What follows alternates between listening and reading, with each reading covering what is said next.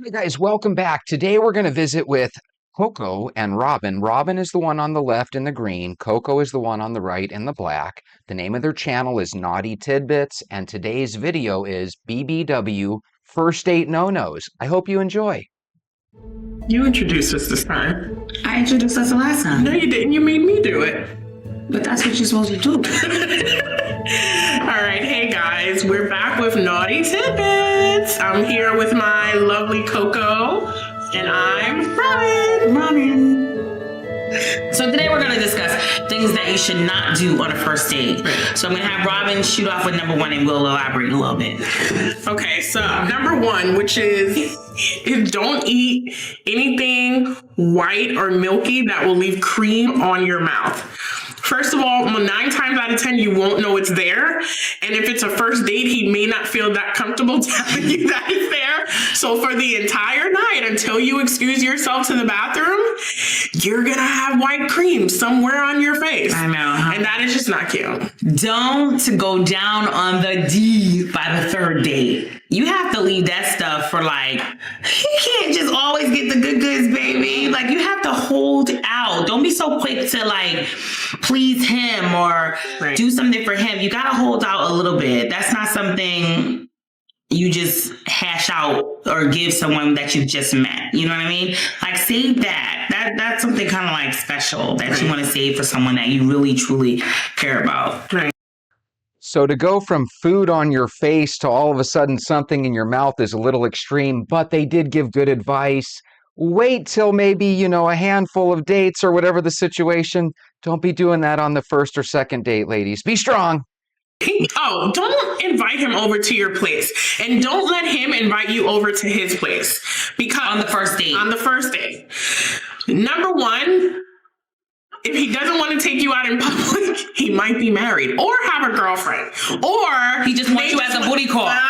That's where I was going. If he's not taking you in public, that means you would just do booty call. Think, ladies, think. Use that brain. Sometimes, we're given signals, but we choose to ignore them because we put our feelings ahead of common sense. Right. So if he's not calling you often, or if he's not texting you often, or if he's not taking you out in public, or even taking you out to dinner, perhaps you're just a booty call, like a jump off for him. You're not someone that will more than likely be in his life for a long period of time. But I digress because I know somebody's going to say something.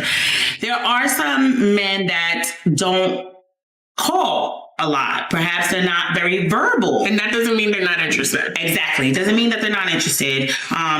Maybe they're busy working, because But they will eventually reach out. Even if it's with an email or a quick text, they should reach out at some point. Right. Remember, fellas, or even ladies, it only takes 30 seconds to send, not even a hi, hello, how are you doing? I hope your day is great. Last night was great. Dressing. This can go for our voluptuous, nice, fluffy girls and the little skinny girls too. Let's talk about the fluffy girls first. Number one, you cannot wear everything a skinny girl wears. I'm sorry. They make crop tops for No. Because if you don't have a specific shape, that does not look cute. Plus size, fluffy girls cannot wear everything that skinny girls wear. No. Why do I say that? If you have not wear a mini dress without tights, okay? Or put on some Spanx. They work. They smooth you out. Look at CoCo all smiling into the camera, giving the camera the eye. I think CoCo's having some flashbacks here. And I feel bad for Robinn. Is it just me or is CoCo dominating the screen here? It looks like CoCo's got about 55% of the screen, and it looks like Robinn has 10% of the screen. I hope you guys are enjoying this video as much as I am. Sometimes it's fun just to kind of have a fun laugh along video. But yeah, if you agree with me that it looks like CoCo's getting a little too much into this video, let me know. Hourglass shape, wear it. I'm the complete opposite shit. If they make it in your size and you feel confident, you wear it. I wear what I want to wear. With Spanx and girdles. Not all the time. I can't go see. Classy, not trashy. A skinny jean looks nice on a big girl. We don't necessarily look that great in bootcut jeans. I'm just saying. They make you look wider at the bottom. Throw on a nice skinny jean with a cute heel or a sexy boot, and you look really nice. And you can dress up a skinny jean, which she does a lot, which I really like. She's like the queen of skinny jeans with jackets and accessories. So there's ways to look sexy and show off that shape without looking dumpy or trashy. Mm-hmm. A successful man needs his women to be intelligent. So if you want to be with a man who's successful and established and even working his way toward, you know, a goal, or don't hide your intelligence. Yeah, don't hide your intelligence. But that doesn't mean correct him, because we sometimes mistake intelligence with constantly correcting people. No, you can be that. Intelligent without constantly correcting. Right. You need to find someone who kind of mirrors your ambition, or someone who is goal oriented, such as yourself, and someone who is as intelligent as yourself. I mean, for me, most guys that I date, I have, well, it's been a while, but in the past, most guys that I encountered, I've had more education than them. But that's okay. I don't let that kind of be known. And if they're confident, they'll love the fact. Yeah. I had a guy tell me, he was like, I think it's sexy that you're smart. Right. And Nobody's listening to Robin. I think this is a great video, and let me tell you why. These girls are actually giving you great advice from the past. This is the type of advice that you should be giving. For example, the advice they just gave there. If you're a college graduate and you're dating a guy that maybe doesn't have the education level you do, don't brag about how you're getting your master's or your doctorate, right? Oh, you don't even have to share that, period. Just have a nice meal with the guy, and maybe you can share that on date 2 or 3 when you're doing other stuff with the guy at that point. actually live in the moment. So be you, but But be attitude. true to you. Don't say I go to the gym every day and it's like, yeah, I walk to the gym and walk right back out. Be you. Live in the moment. Be who you are. If you're a fluffy girl that is a foodie, I'm a foodie. I don't like to cook, but I'm a foodie. Yeah, she makes me cook. But I appreciate it so much. Be a foodie. That's fine. You're fluffy for a reason. Right, and I'm like not trying to be food. funny. Like, you like food. And a couple of last tidbits. Don't talk about your kids on the first date. No. We're not saying don't mention you have children. Right. You can mention it, but don't whip out, oh, look at my baby. Oh, look at her with nuts. Or exes. Do not. God. That's like if you talk about your ex, they're probably going to look at you as if you're bitter. First of all, why are you still talking about them? If you're over them, why are you still talking about them? Oh gosh, we got to stop this right here real quick. Think about this. They literally gave you information from the past, a time that's long gone. And ladies, that's the way you get hitched with a guy. You go on a first date. You don't talk about your 38 kids. Definitely don't talk about your 38 cats, right? Don't talk about your lame last 2 or 3 boyfriends. They don't want to hear that. And don't tell them about how you're going to be a doctor someday. Let them ease into your life rather than you throwing your life at them on the first date. This is advice that you should save this video, or definitely go to their videos and share, or and subscribe. The dating advice now they give is horrible. Just saying, yeah. First date. Don't chew with your mouth open. Oh, yeah. Don't do that. Matter of fact, that's a first date, second date, third date, delivery. Yo, don't do that. You see how annoying that? And always carry breath mints. Oh, God. Altoids. Because I think, hot breath is not cute. Halitosis will have you biosis. Oh. And I like a good drink. But don't get drunk. 2 drink minimum. 2 drink minimum. Especially if you're drinking like this Serrano straight. 2 of them. Yeah. Just 2. Especially if you didn't really eat. Just 2. Because then bonquisha gonna come out, and that's a wrap. Notice the difference between Robin and CoCo. CoCo comes across as a natural flirt. She's naturally smiling when she talks. And that's that extra ninjutsu that gets you the date or the guy, so to speak, ladies. With that being said, another thing that can help you get the date is some confidence and getting your shit together. Why don't you guys go get your shoes? Let's go for a walk.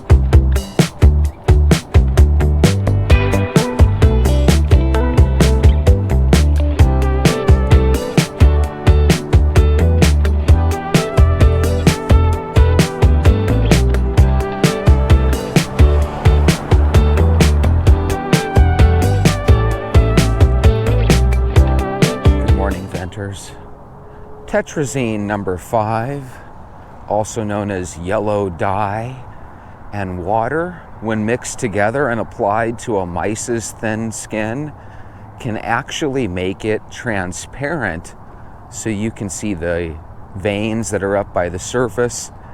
And doctors believe that even though human skin is 10 times thicker, they believe that if we inject this, we should be able to see translucency on the human body. Could you imagine that? Doesn't that sound science fiction-y? Good morning. That was from the Good News Network. I'm half asleep. Let me tell you why. First off, doesn't that sound like something though from Star Trek or something? I spoke to somebody about Star Trek yesterday. I forget who it was, but they were like, Jesse, check out the mark of Gideon. It's about in Star Trek how they go to this planet and this planet has no disease and there's overpopulation. So I look it up on YouTube because I've never seen it and I wasn't a huge Star Trek fan, but people told me that Star Trek had a lot of really neat stories that I never gave much credence to when I was younger because Star Trek was such an older show. It seemed goofy to me. But I might actually check it out as an adult because when I looked at this little clip, it shows all these weird creatures outside or these people and they're just walking back and forth. And it's supposed to show how in their world overpopulation is just huge and there's nowhere to walk or anything. It's just person after person and there's no way for them to pass away because there's no illness. So they live forever. So I just thought that was kind of a funny situation. And the reason that was the reason one of our venters told me, Jesse, check this out, was because I had mentioned the idea of, what if scientists break through our age barrier and we're able to live, hundreds upon hundreds of years. You would have to do something where you'd have to sterilize people so they can't all have 1,000,001 kids. Otherwise, we would have 35 people living in a home. God, that would lower the costs, wouldn't it? Holy moly. So why was I up late last night? Well, on our Facebook group, one of our members said, Jesse, is there any way you could take a look at Nik Avocado?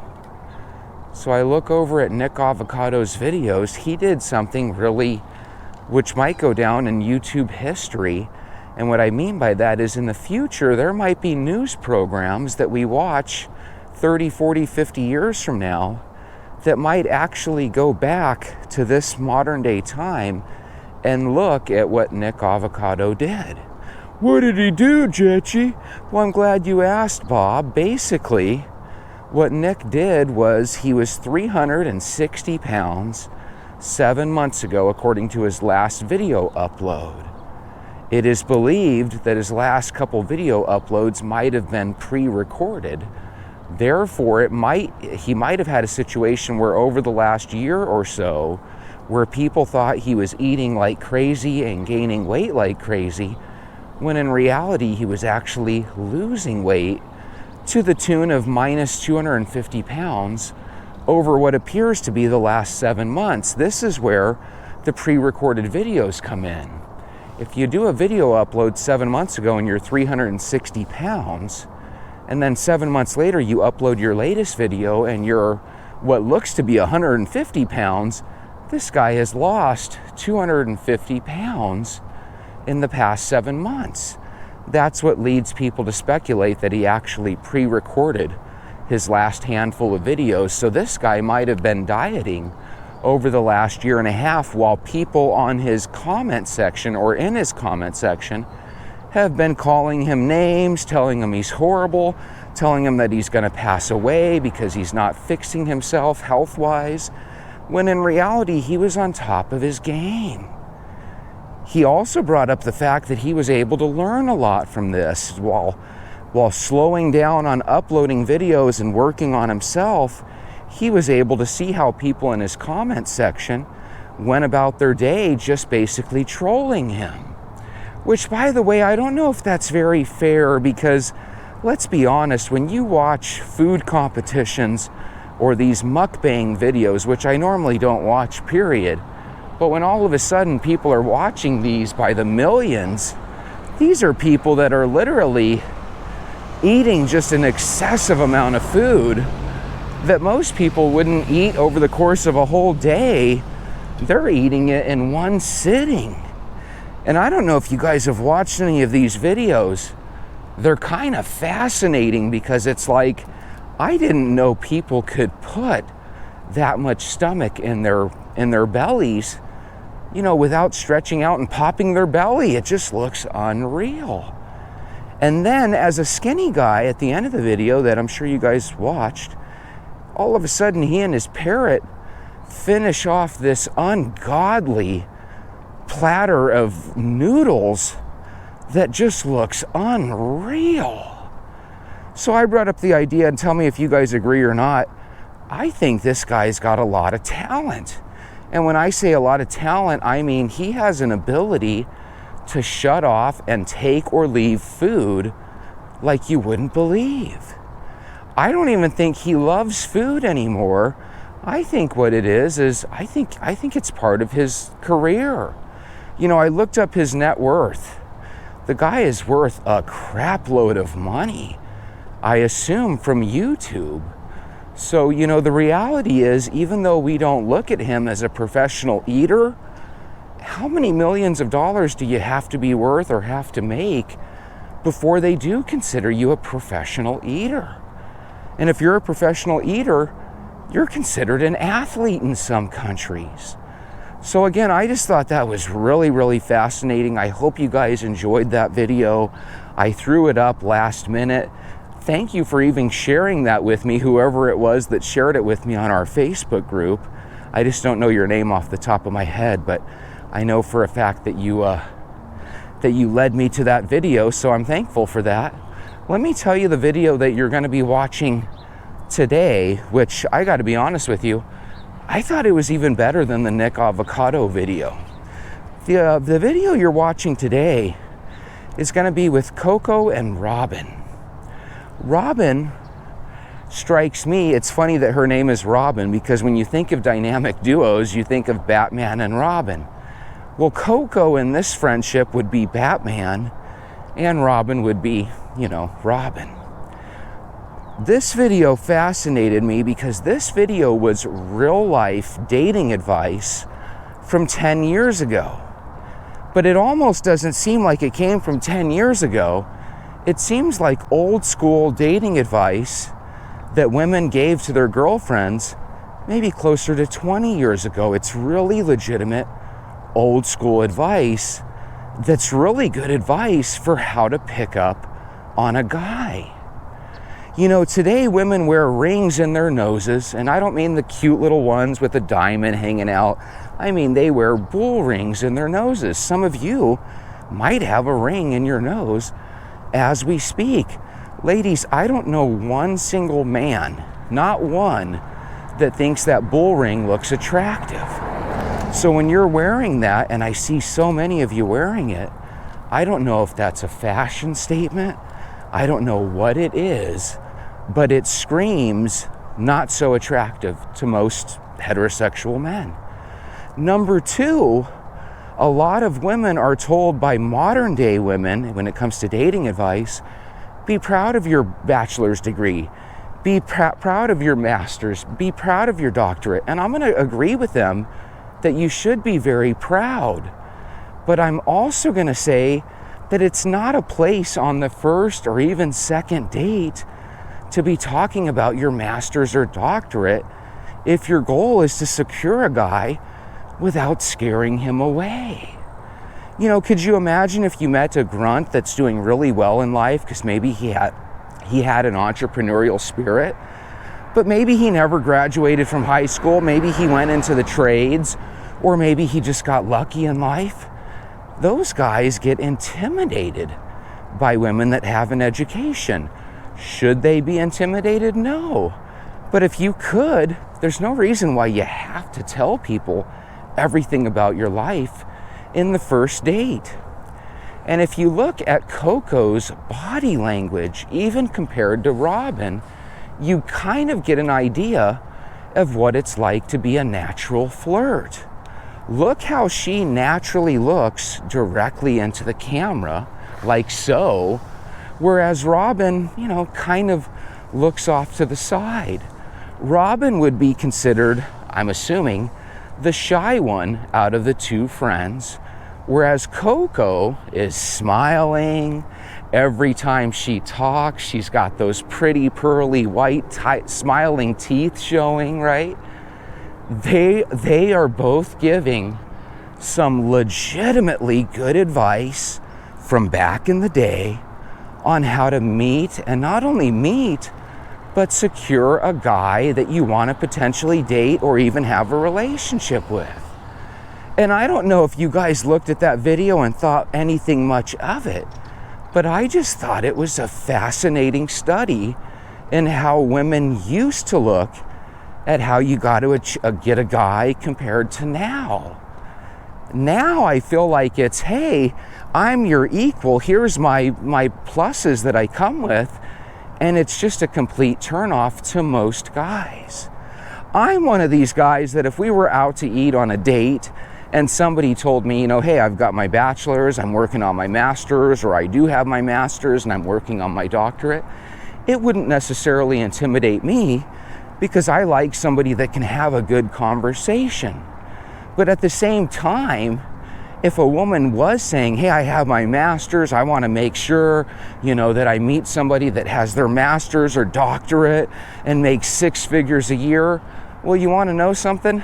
Even if I had all those things, those do kind of seem like turn-off statements.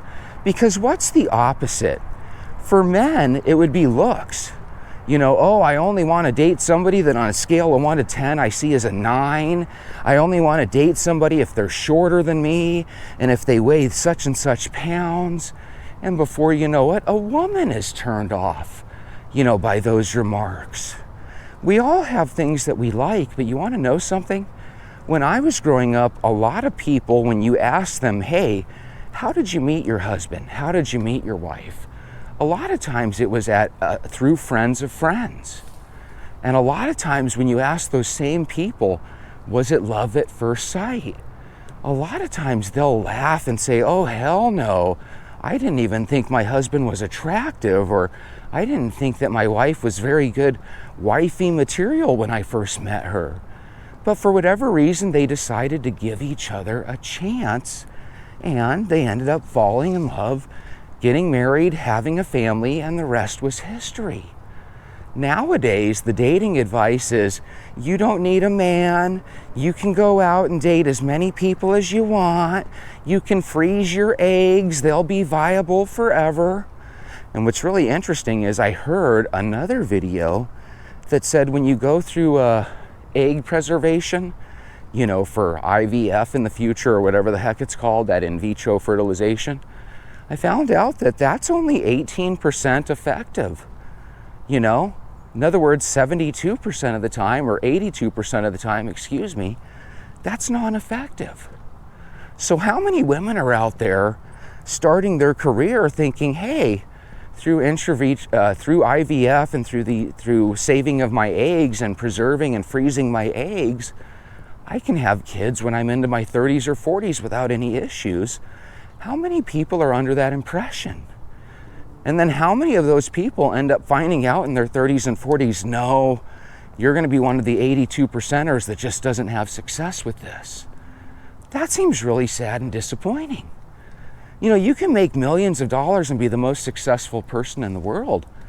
But if everybody in their 50s has children and a family and you don't, well, guess what? Not many people want to hang out with, Becky, their 50-year-old friend, every single day like they did in high school and college. What's that supposed to mean? It means there's going to be a lot of lonely days in the future. You want to have kids, you just don't realize it. And some people don't realize it until they are 50 or 60. And then when you reach out to those people, those are the people, and I think we've all met them, where you don't even know this elderly woman or this elderly man, and you strike up a little friendly, hey, how you doing? Good morning. And before you know it, you have a 20-minute talk with them. Not because you want to, but because they're so lonely that they want to talk with strangers. And when they do, they keep going on and on and on. Why is that? It's because they're lonely as hell.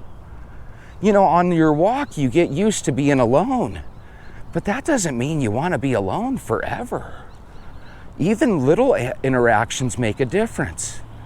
In my life, every day I come into human contact with people. I also come into contact with a lot of people when I'm on my walk. When you're on your walk, those are people that, it's good to say hello and good morning to, but you don't necessarily want to be everybody's best friend. But at the same time, there's so many people that in years past, as they got into their 40s, 50s, and 60s, they had kids. So they had somebody there that they could always, talk to in some way, shape, or form. Nowadays, people don't have any kids.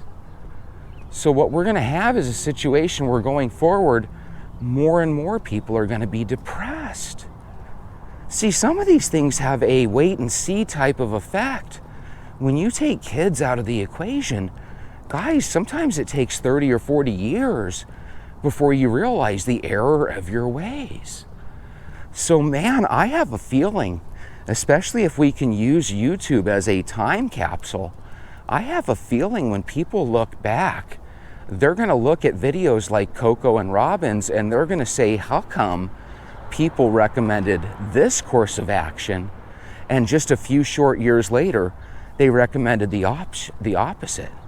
And is that a reason nowadays, because keep in mind, nowadays will be somebody in the year 2050 looking back upon now, they'll say nowadays this is probably the reason why everybody's depressed as they get over the age of 50, because nobody has kids.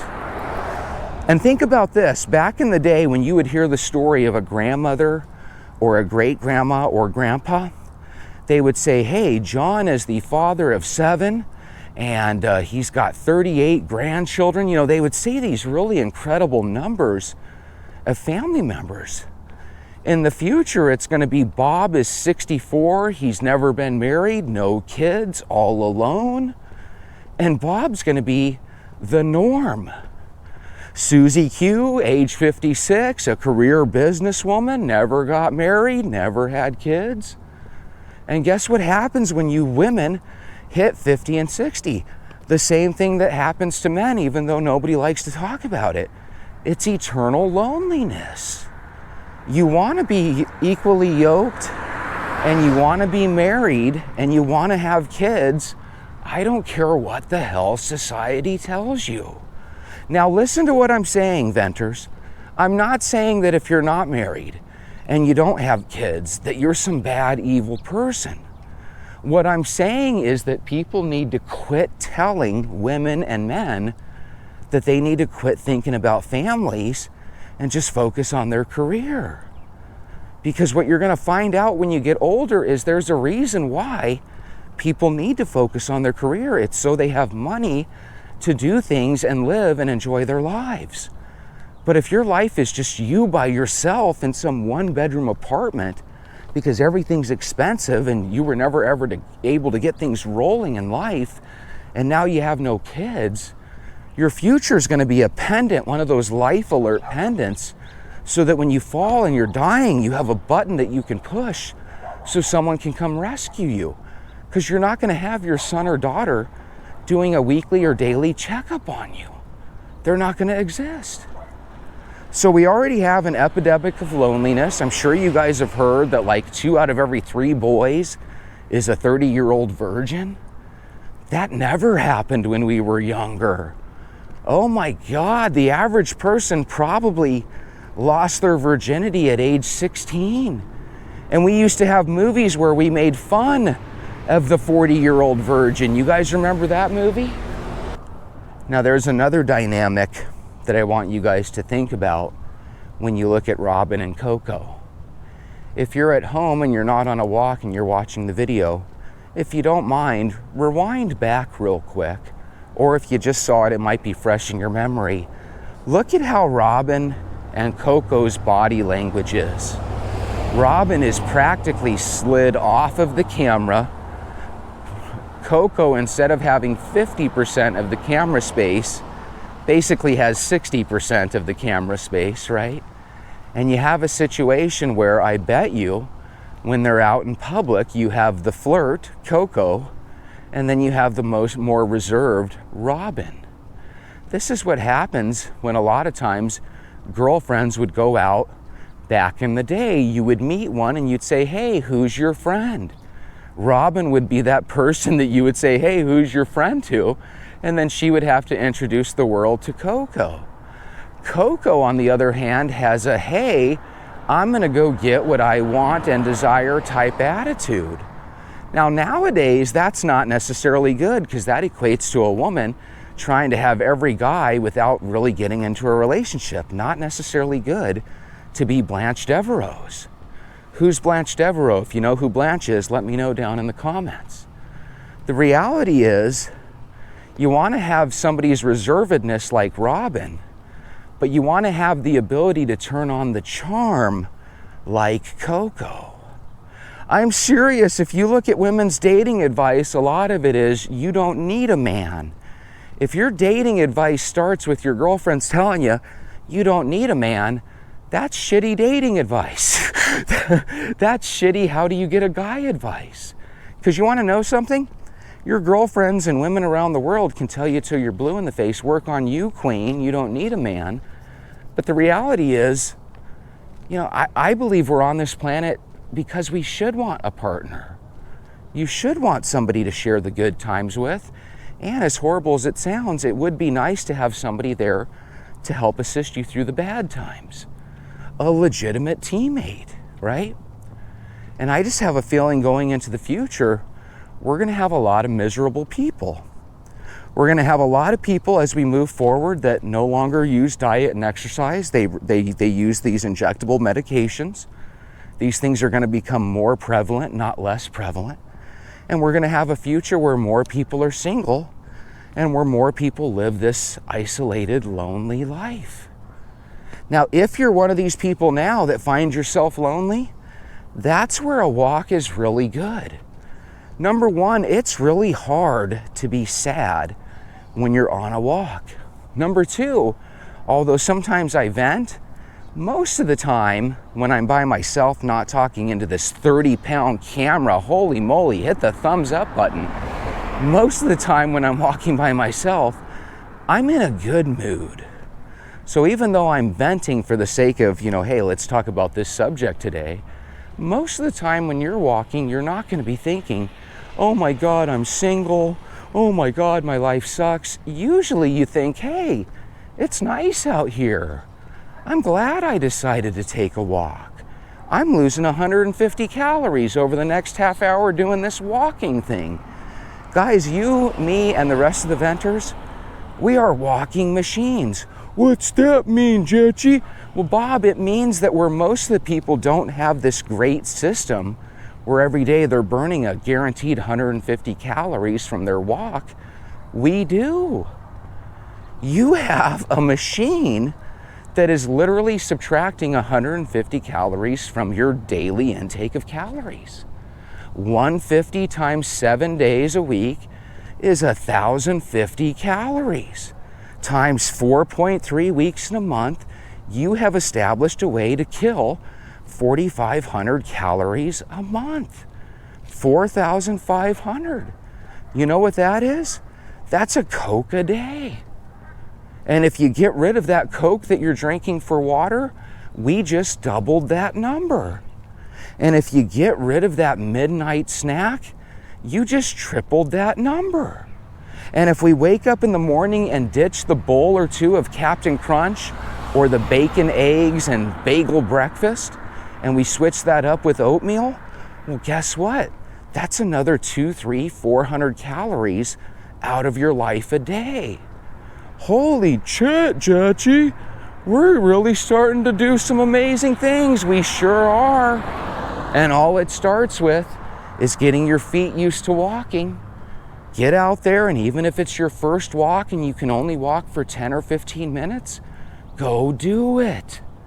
We are going to start doing magical things here, not because we're magicians, but because we know the math. If every time you avoid a soda, you're avoiding 150 calories, and every time you take your daily walk, you're burning 150 calories, all of a sudden you're subtracting calories every single day. So stay upbeat. Quit looking for some magical diet and exercise plan. Take where you're at now. Let's accentuate the positives. After your half-hour walk, you still have an hour and a half before work starts. Why not do some extra credit? It's as simple as taking one extra lap around the block a day. Now, instead of 150 calories, maybe you're burning closer to 200 or 300 calories. That's enough to eliminate 2 Cokes a day from your system. If you're drinking 5 or 6 Cokes throughout the day, you don't have to get rid of all 6 of them in one shot. Let's get rid of 1 of them. Let's get rid of 2 of them. Next month, we'll get rid of a 3rd and a 4th. And by this time next year, let's get rid of all 6 of them. And before you know it, weight is just flying off of your body. There's so many things that we can do. So many wonderful things. Let's talk about a weird, iffy, bad situation. Did you guys hear that Colt Gray, the kid that had this situation in Winder, Georgia, where he took out 2 of his classmates and 2 teachers? Did you hear that his mom actually called the school social worker or counselor and spoke to her about her son the morning that this happened, before it all went down? And do you guys remember a couple days ago I told you that in addition to Colt Gray, there was a student that I believe they said his name was Colton Gray? Would you believe it if I told you that by a cruel twist of fate, the school reached out that morning to Colton Gray, only to realize that it was the wrong person, that Colt Gray was the bad guy? Jesse, what do you think about when stuff like this happens? This is where I start to think that maybe there is a war going out there with angels and demons. Something happened, something like fate led us to a situation where 2 people had almost the exact same name. I even told you that happened in my high school, where we had 2 Brian Howards. One Brian Howard was really popular with the students and upbeat. The other had a mohawk and looked crazy. Would you believe it if I told you the one with the mohawk that looked crazy was the nicest guy in the world and super smart? Meanwhile, the guy that was cool and outgoing took his girlfriend out to the desert and left her for dead after basically trying to kill her? Isn't that crazy? Looks can be so deceiving, can't they? So all of a sudden you have this situation where they tried stopping Colton Gray when they needed to stop Colt Gray. That is trippy. Tell me that's not one of those where your skin starts to crawl and you start to think, God, did the devil play a role in this? Did fate set it up where they were damned if they did, damned if they didn't? How did the mom know to give the school a call that day? And how the heck did the school counselor reach out to the wrong Colton Gray? By the way, you want to hear something interesting? I just thought of this right now. I had a lady, and I'm not going to say what state she's from, and we'll just use a fake name. I'm going to use the same first name but a fake last name, so it's a totally different person. This person's name was Britt. We'll call her Jameson. That's my last name, okay? Britt Jameson. And imagine in our system, we had a similar person with a similar background named Brittany Jameson. So we had a situation that actually happened to me over the last 4 or 5 months where I got these two candidates for a teaching job switched up. So one day I'm talking to somebody and then my phone rings and it's Britt. I reach over and she's like, hey, I thought you were going to email me such and such. And I thought that I had because I remember sending her this email just about 5 or 10 minutes earlier. And in the email, I'm asking them to send me an updated version of their resume, you know, recruiter stuff, right? Anyway, make a long story short, I accidentally sent this lady named Brittany the email instead of Britt. These weird things happen, and I'd be willing to bet you've had similar situations happen to you. I'd be willing to bet that some of you might have even had a Brian Howard type situation. Not that one of your classmates necessarily took somebody out to the desert to end their lives, but you might have a situation where there were 2 Beverly Joneses or 2 Mark Wilsons or whatever the situation is. If you did have 2 people in high school that had the same name, let me know. Those things are interesting. They can always lead to misunderstandings. Could you imagine if we had a situation at my school where maybe Brian Howard brought a gun and was trying to kill people, and you're sitting there trying to avoid one Brian Howard while you run into the other? I mean, that could have been crazy. Anyway, these stories, they all come together and they form the quilt that makes up our lives. Most of these stories are things that we're going to hear today, and over the next 10 or 15 years, they'll fade completely out of our memory, just like those things that happened 5 or 10 years ago have. But they make for great stories. They also make for great tales of caution.